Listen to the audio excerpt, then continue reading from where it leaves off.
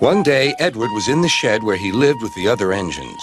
They were all bigger than Edward and boasted about it. "The driver won't choose you again," said Gordon. "He wants strong engines like us." But the driver and fireman felt sorry for Edward. "Would you like to come out today?" "Oh, yes, please," said Edward. So they lit his fire, made lots of steam, and Edward puffed away.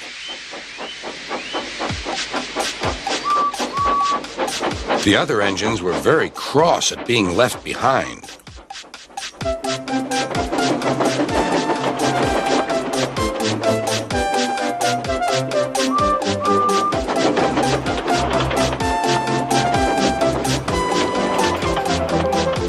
Edward worked hard all day. The coaches thought he was very kind, and the driver was very pleased.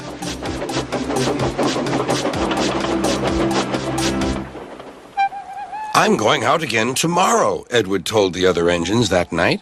"What do you think of that?" But he didn't hear what they thought, for he was so tired and happy that he fell asleep at once.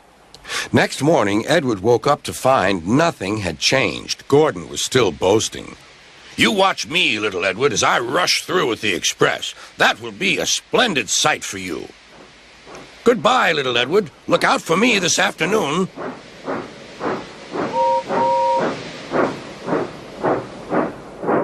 Edward went off to do some shunting. He liked shunting. It was fun playing with freight cars. He would come up quietly and give them a push. Then he would stop, and the silly freight cars would go bump into each other.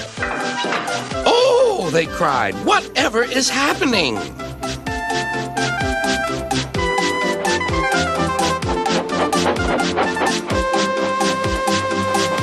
Edward played till there were no more freight cars. Then he stopped to rest. Presently, he heard a whistle.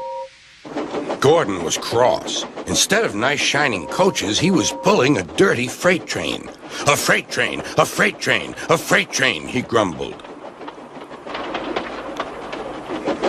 "The shame of it, the shame of it, oh, the shame of it." Edward laughed and went to find some more freight cars. Then there was trouble. "Gordon can't get up the hill," the porter called to Edward's driver. "Will you take Edward and push him, please?" They found Gordon halfway up and very cross. His driver and fireman were talking to him severely. "You're not trying." "I can't do it," said Gordon. "The noisy freight cars hold an engine back so." Edward's driver came up. "We've come to push." "No use at all," said Gordon. "You wait and see," replied Edward's driver. They brought the train back to the bottom of the hill.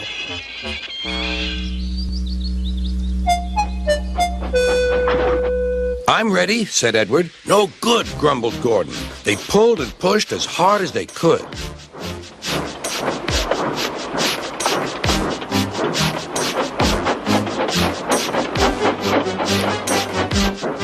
"I can't do it! I can't do it! I can't do it!" puffed Gordon. "I will do it! I will do it! I will do it!" puffed Edward. Edward pushed and puffed and puffed and pushed as hard as ever he could. And almost before he realized it, Gordon found himself at the top of the hill. "I've done it! I've done it! I've done it!" he said proudly. He forgot all about kind Edward and didn't say thank you.